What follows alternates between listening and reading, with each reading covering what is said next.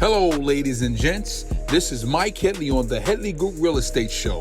This is a podcast designed for real estate professionals who's thinking about getting a career in real estate or who's already been in the business. We'll learn some great tips and tricks from the professionals and the veterans. Continue to tune in. Hey, ladies and gents, how you doing? This is Mike Headley. We are back on the Headley Group Real Estate Show. Every time I tell y'all we have a treat for you, because we typically do, all right?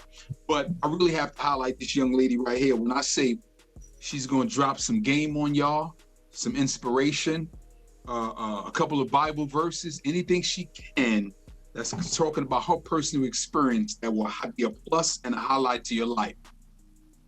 She's the CEO of Dawson's Realty and Mortgage, which is another company, which is Dawson's Management, where she does her government contracting. She's been licensed in the business doing it as a real estate professional for 18 years. She's licensed in Georgia as well as South Carolina.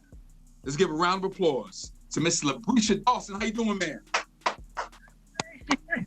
I had to roll out the red carpet. Thank you so much, and thank you so much for having me. That's exciting for me. Thank you. Thank you. Well, the thing is, one thing about our show, like I said, we keep it honest and we keep it real. I actually met Labrescia at a conference in Go Network a few years ago, and she's always been inspirational. Every time you talk to her, is always positive. She's radiant. She's always willing to share. You get some people don't want to share. She's always willing to share. So I said, Labrescia, what you're doing some wonderful things. We love to have you on the show. And she said, hey, Mike, okay, let's do it. So I want to thank you again. Thank you. So, Ms. Labrescia, now, again, we can start from anywhere, but we're going to take it back to the root. All right, we're going to go back to the root when you got that itch, that edge, and you said, I can sell houses. What was that like? Okay, so basically I was selling cars. I used to work for a place called Gwinnett Place Ford. And a gentleman came in one day and he was like, what are you doing working here? You're going to become just like them. I'm like, what do you mean just like them? So I did not realize that car salesmen were considered to be like less than honest people. And I did not want to be associated with such titles over my head. Mm-hmm. And so he planted the seed, and then another person came in. It was like, you should try real estate. And I'm like, really? So it didn't take long after that. I went and got my real estate license. And then like 3 years later, I went on to get my broker's license. And then maybe a year after that, I opened up Dawson's Realty and Mortgages. Well, Dawson's Realty at the time. And then I said, you know what? I want to get my mortgage broker's license too. So then we changed Dawson's Realty into Dawson's Realty and Mortgages. So I'm always trying to think and grow and, have different verticals just in case something goes wrong with just the real estate. Mm-hmm. Well, first I want to dive into that a little bit. Typically, something what I did, got my license, became part of a large franchise, and I stayed a little bit. And then I made the transition. It didn't take no time for you. You was out of there. Because I know in my mind what I'm going to do. And I don't need permission from people that we assume are bigger than us to give me the green light. I know that I want to create an empire. And I know that if I'm good enough to give you a part of my commission, I can create my own commission and keep all of my commission. So I just always kind of thought that way. I think it comes from my father, just instilling that in me as a child. Make sure you have your own. And that has stuck with me from then until now. Powerful. So let's dive into the realty part. But right before I do that, you got mortgages as well. You was a mortgage officer. I'm a mortgage. Okay, so mortgage officer. So, and do you still practice mortgage? I do. My license is still active, just in case we go down that road. Okay. So my license active, and because they've changed it now, even though I'm a mortgage broker, you have to have a loan originator's license, and it's a lot of red tape since the fall in 2007, 2008. If I chose to go down that route, and I can actually put loan originators under my license now if I chose to. Gotcha. Okay. So now we are a real estate professional. We're in the field. And by the way, I met Miss Dawson at a REO conference, which is real estate or bank-owned properties conference. And I want to segue to that and say, did you come in knowing that you want to specialize in REO, or was it say, I'm gonna do traditional? What was that like? In my mind, I wanted to do traditional, but once I got into business, I'm very observant. And how how are these people selling 300 and 400 houses a year? And my brother, kind of put me on game because he did the preservation side. And he mentioned a company to me by the name of Altisource. And once I got in with Altisource and started doing the BPOs, and then we started doing light construction for them, and then we realized they had listings. So then from Altisource and then on to HUD and then on to the others, just once you get in the game, you kind of figure out there are other players in it. So I take it you enjoyed the all the fruits of the 2007, 8, 9 crash, huh? Was it? So and the reason why I bring it up is you get a lot of people say, hey, I want to do REO, I want to get in the business. Would you say similar than traditional or totally different? It's totally different because you have money to pay their utility bills and their HOAs and to float you're really floating their contract. But a lot of people realize that. And if you don't go back and get reimbursed for the money that you put out, you could be upside down.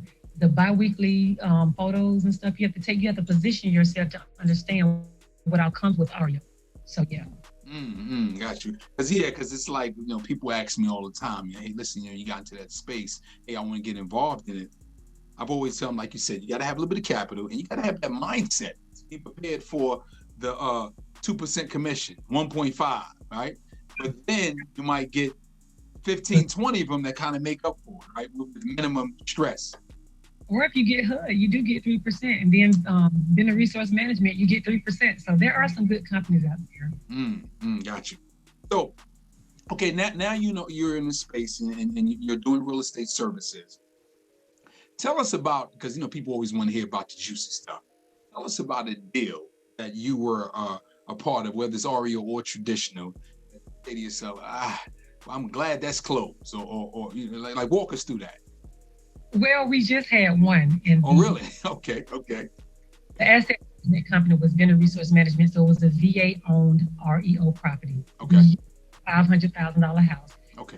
In Hamilton Mill. So I was so excited when I got the thing in a gated community. Okay, so number one, gated, and I'm Black. Okay. Uh-oh. I couldn't even get through the gate. So then you got to try to find the HOA company, and I'm like, okay, how do I get the code to this property to manage? You don't own the property, and just the HOAs. That HOA had fined the previous owner before we took possession of the property or before the REO, and they had liens on it up to $15,000. Wow. Refused to allow us to close on the property. About 8 months later, they were still adding fees on top of that. So by the time we got ready to close, after attorneys later, we were finally able to close that asset. But again, you say you want to do REO, holding costs, the opportunity costs that I lost. You have to factor all of those things into you saying you want to do REO. But we were able to get that closed, but it was a nightmare. The power that the HOAs have, even if they don't own the property, it was just a nightmare. And they want you to pay the HOA out of your pocket. Do you have to pay for that? They get reimbursed? Okay. VRM dealt with them directly because it was such a large amount. Okay, such was a large amount. Got you. Okay. Because in Georgia, you cannot charge after the foreclosure. So VRM would have been responsible for up to foreclosure, after foreclosure date. They wanted to pay from a year before when the other people were in the house. And it was just all over the place. But they their guns and they kept adding fees, and they would just say the grass is not cut. The sidewalk is cracked. Change the shutters. But I'm on both sides. So I do the preservation and I do the listings for them. So it wasn't all bad by the time you put everybody together and exactly. You know what I mean? Mm-hmm. So you said you are a vendor on the preservation side. I heard about being specific. I heard the margins is pretty small. That's what I've heard. So, the margins can be small if you're doing the bi-weekly grass cuts. But then it's construction that I'm able to get my crew in and we go do construction, paint, carpet, and in this case, that was not the case. So you have to figure out how to figure it out. Figure it out. Exactly. I like that. Figure it out how to figure it out. I got you. Hey guys, thank you for watching our show. We're going to interrupt you real quickly. We are in the business of referrals. If you know someone looking to buy or sell, residential or commercial, here in the North Carolina area, refer us. We really appreciate that. Let's shift. Now, COVID-19 hits everybody. Okay, comes out of the blue, hits everybody. Everything comes somewhat at a streaking halt. Walk us through your business. I mean, did it affect you dramatically, or I know you had to pivot a little bit. Walk us through that. Okay, so basically, I'm not just a real estate agent. I'm a business owner. So my business, different verticals. On one vertical, we do REO sales. Right now, because of COVID, there is a moratorium, meaning no one in our business, we depend on evictions in order to get listings. There's a moratorium, so no listings are happening right now. So I would have been in a world of trouble had I not pivoted before COVID. That's what led me into government contracting years back, just expanding my business. I own a few properties. So I have Section 8 tenants, and then I have the government contracting piece. And now that we've gotten the Zillow. Now save that. I had to interject. We ain't going to talk about that yet. We're going to get on that government contract because she do so much, y'all. But go ahead. Yes. So COVID has been good to me because I'm not just real estate anymore. I'm a business. So I'm always incorporate additional verticals into my company. And that's what you must do. You can't just be a real estate agent. That means you're only as good as the last home that you sold. And if right now, if interest rates go up again, are you contingent upon an interest rate, or are you contingent upon COVID? I love that. So you gave us some inspiration there. Let's dive in. Let's dive in what you said in terms of not a real estate agent, you're a business person, right? Because again, I think we can tap in and inspire some people. What do you really mean by that? Let's get a little more detail with that. Okay, so I sell properties, but that's not who I am. I have a setup that happens to sell property, but I do things under my business. I'm a corporation. So I look at myself like QT. I sell gas, chips, sodas. Today, people may not want a soda, but they want their gas. So you have different ways to offer a product if you say you are a business. So real estate is too many factors that, we got all these people that's playing around in our industry now. They may not call you, and they may call open door, or they may and it's like we're becoming extinct slowly. So you have to figure out and get ahead of the curve. If this is what you say you do, you better figure out how to partner with the players or figure out additional way to bring extra income into your business, because it's always an interruption, like Uber did the taxi business. Somebody's always coming for your stuff. You know, it's funny you say that. I was thinking about that the other day. No matter what industry you in, interruption will be coming. Somebody with some high intelligence or with some long money say, well, how can we disrupt this industry with everything, right? I mean, it's everything. It's everything. It's always a disruption. So you mentioned moratorium, okay? And we all know that this administration pushed it to June 30th, if I'm not mistaken.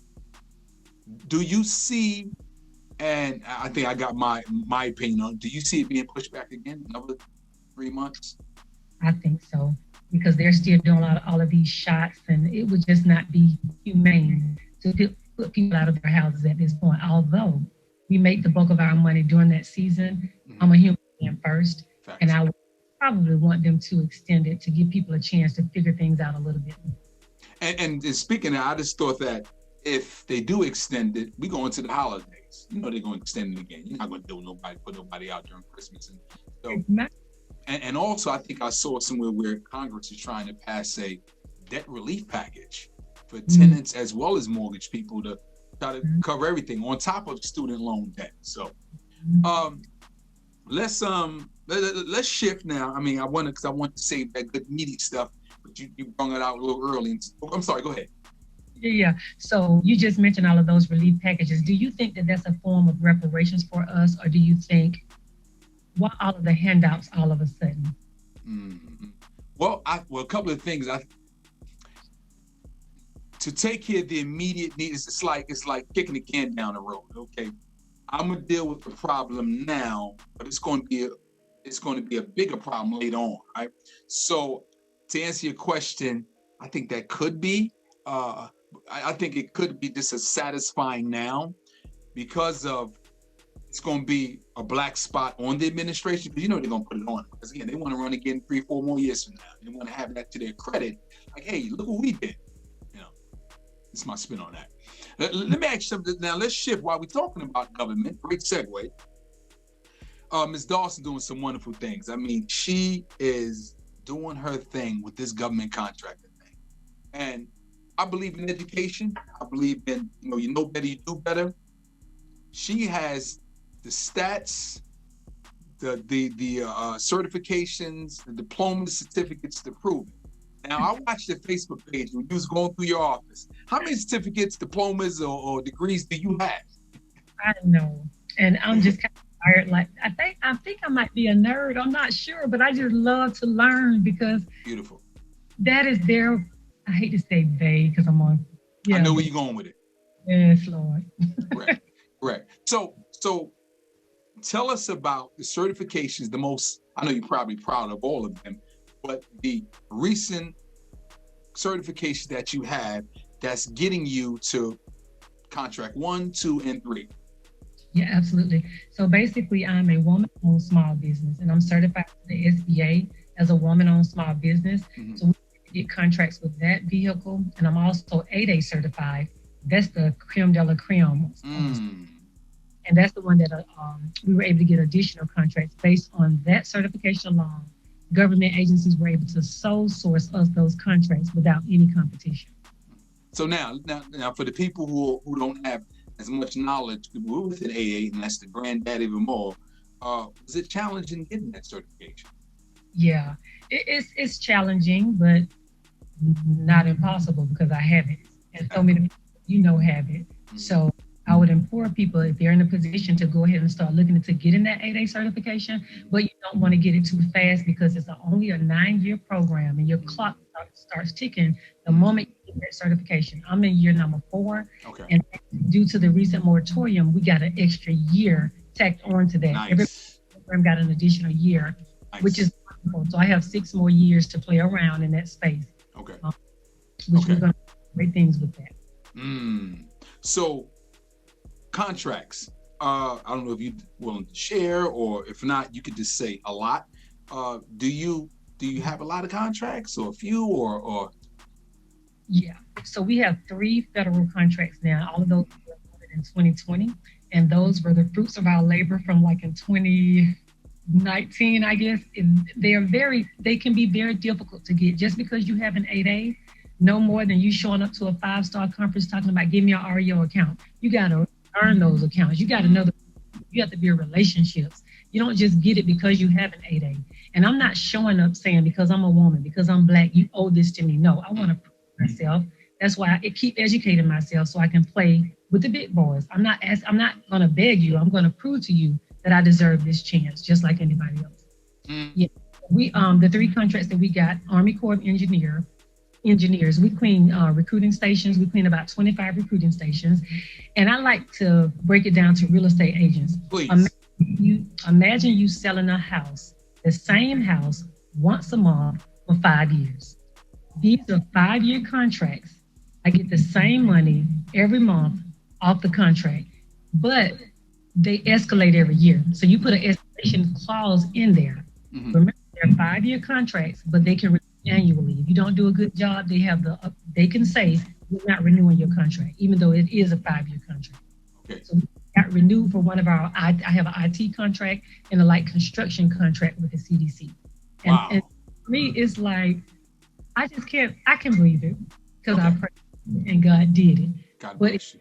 Yourself is nothing that you cannot do. So that when you got that first one, I'm quite sure the elation was just through the roof, right? When you first got the email, does it come on the email form to let you know, hey, congratulations, you won, right? Yeah. So me, I'm a stalker. When we go to the 5-star conversation. That's right. If you get a card from like a HUD person, you're going to be calling that person. So I'm correct. It's not going to be that I didn't know that I already put the work in. I'm looking for that email and that phone call because I've already put the work in for it. I had went to an industry day about 6 months prior to that award.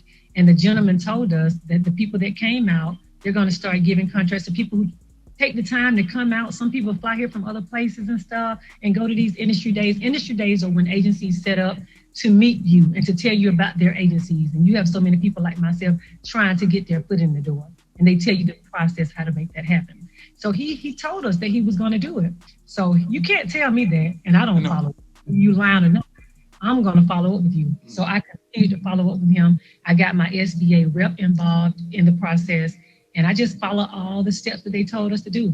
I'm a person. That's why knowledge is important. But don't get the knowledge and not execute. Execute on what you learn. Like, you don't, most of us have so much information. If you would just implement what you already know.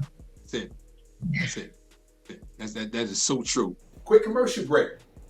If you're interested in a career in real estate, or you're a seasoned vet and you might want to change, new environment, you don't like the atmosphere you're in, the Headley Group Realty could be there to assist you with your career. What do we offer? Great culture, great environment, leads, and an awesome commission structure. Let us be there to support your business. One thing, you got to be in the state of North Carolina. Let's get back to the show.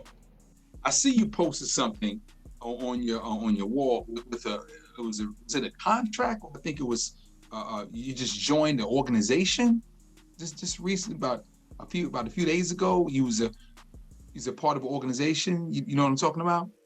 Is it Goldman Sachs, or was it I'm part of Goldman Sachs. I got into C200. That's through Dawson College, and then we just got in with Coca-Cola. Was it one with Coca-Cola? That one. That's what we saw, Coca-Cola. Okay. Basically, through the SBA, there's an organization called SBDC, Small Business, whatever the acronym. I have a coach, and he was telling me, we said Coca-Cola, BDC, Small Business Development Council. They're arm of the SBA. So people like myself, small businesses like you, get a coach. The coach was free. So he knows that I like education. He knows that I've been through the Goldman Sachs program, C200. I'm in a class now through Dawson College as a result of going to Goldman Sachs. C200, they chose 15 women. At the end of this, we're going to get $25,000 in about 4 weeks. That was a grant. And all that's tied to like Arthur Blank and all these things. Wow. Grants and stuff. But I sit here and dig. That's my job, because I don't have a 9 to 5. I have to figure out how to keep my company. So Coca-Cola, we got in with them, and they're going to train us how to do business with them and other global companies. So that's where I'm headed. I'm just a real estate agent. I got a round of applause on that right there. that right there. I mean, you got so many irons in the fire. I mean, just so many great things that it's just an inspiration to a lot of people. Did anybody ever ask you to be like a motivational speaker? You know, because you can inspire so many people. You would not believe, I can talk to you like this all day, but if you put me on the stage in front of people, and I'm just gonna. I know, right? So in front of people, we're just you and one-on-one. It's like we had that meeting before. You was going, and we were just soaking in that great knowledge. So now that you got the certifications, you're part of so many different organizations. How do you find the time to juggle so many? You ever sleep? So that's the thing. So like with the Zillow account, I have like 13 agents now. You have to delegate and pass that off. I do what's most important to me now, most urgent to me now. So I'm forming my team out. We're scaling and we're growing. My job is, because I know how to find knowledge. I'm like business data, capture management. That is what I mainly do all day. But it's like I literally don't have time to play, go out, or anything like that. Sit here and figure out ways and different streams of income. And I'm bringing in more people, and more people are excited to join me. So that's where we are. I'm sorry, go ahead. I'm sorry.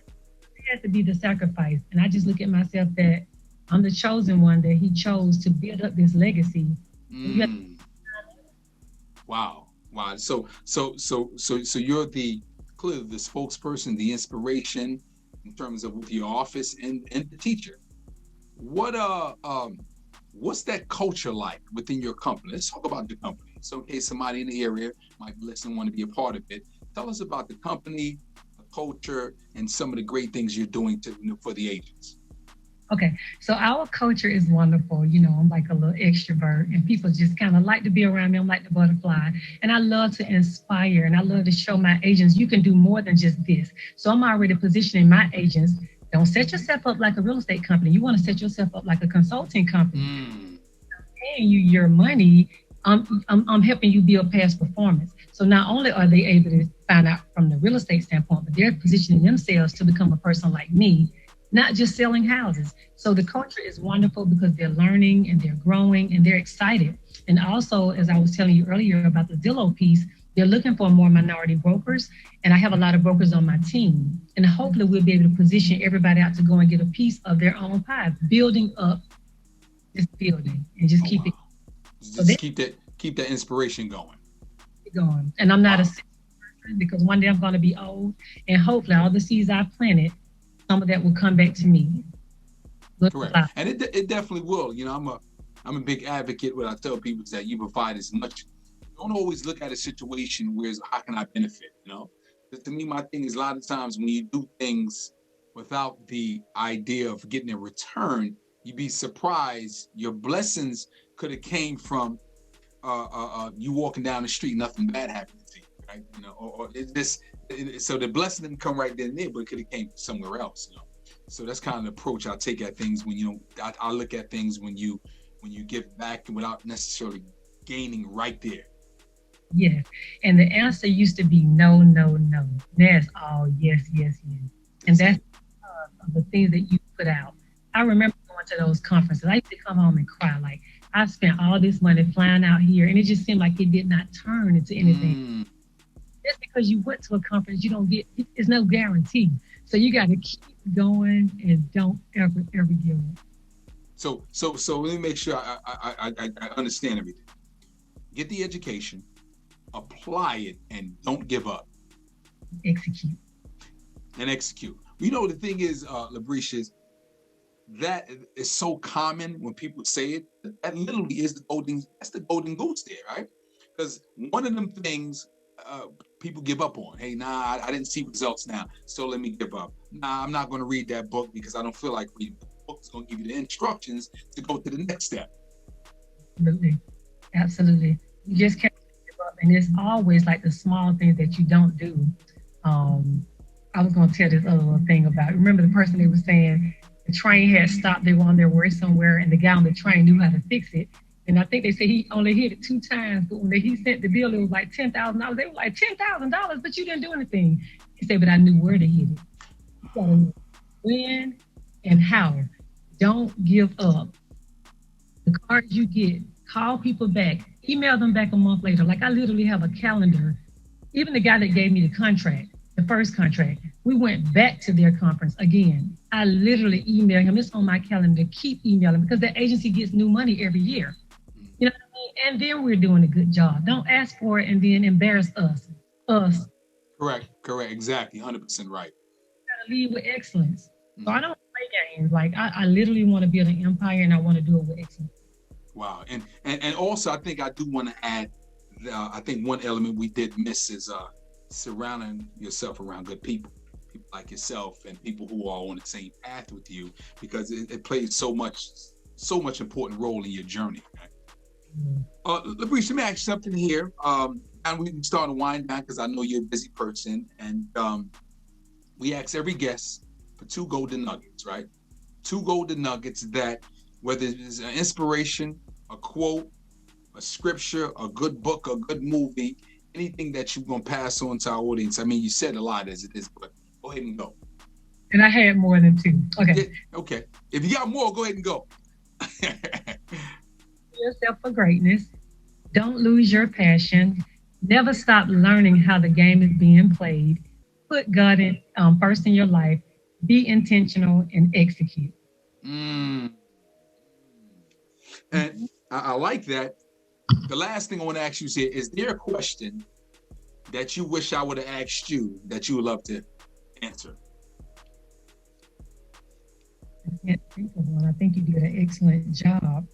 Is there something that most people say that I'm not saying? What do most people? Well, now, please. I think you said. I think you kind of said everything. You said some inspirational. You told about the story, the culture of your company, government contracting, how you started. I'm figuring that might be it. I just figure you might want to pass on another good jewel or 2. I'm excited about what you're doing. I think it's awesome. And keep up the good work. Well, you know, and I'm gonna put this out there. I just think that maybe the reason I started this was actually I was in a conference in NAR in 2017, and it was a commercial real estate company, and they're out of Atlanta. I'm not gonna mention his name. So I was there, and I'm saying to myself, I'm like, I look around, I don't see nothing like us. So let me go ahead and start something to give us our flowers now, right? That particularly deals with the real estate professional in the business, thinking about getting into the business, season 1, how we can just kind of pass good jewels on and pass good insight. Because I was also thinking, translate this into a conference, with us. Hey, listen, with smart people like yourself, and then the ones who just get in the game can learn. Something good. If you need me in any type of way, and I will keep you posted on the Zillow stuff. Oh, please do. We want to thank Miss Labrescia Dawson with Dawson Realty and Mortgage, as well as Dawson's management, which she does her government contracting. And we want to thank her for being on the show. We'll see you all next time on the Headley Group Real Estate Show.